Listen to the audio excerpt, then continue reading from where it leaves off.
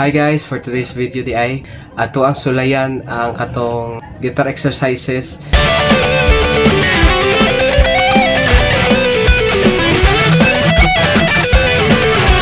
I-try nato siya og play with backing tracks. So na ako'y gi-prepare ang backing tracks guys.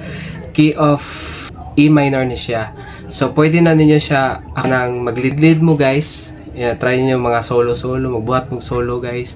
Ayaw mo kahadlok mali guys, kay bisan ako naghangi kog mali.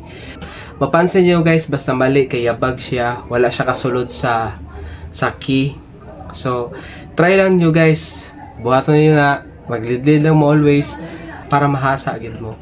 So, kani siya guys, kaning backing track nga ako ang gamiton karon. Ako po ni siyang i-upload for you to download. Ano yung gamiton guys with drums na o rhythm.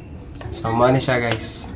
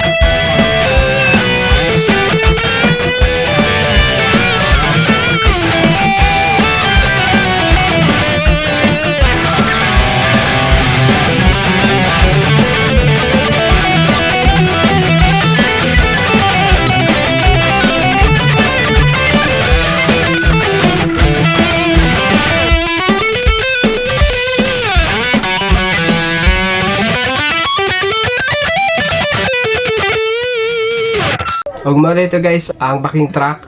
So ako ato siyang i-upload sa separate na video para ma-download ninyo, magamit ninyo siya pag kamo na mo execute. So ako na siyang i-upload after na ko ma-upload ni nga video.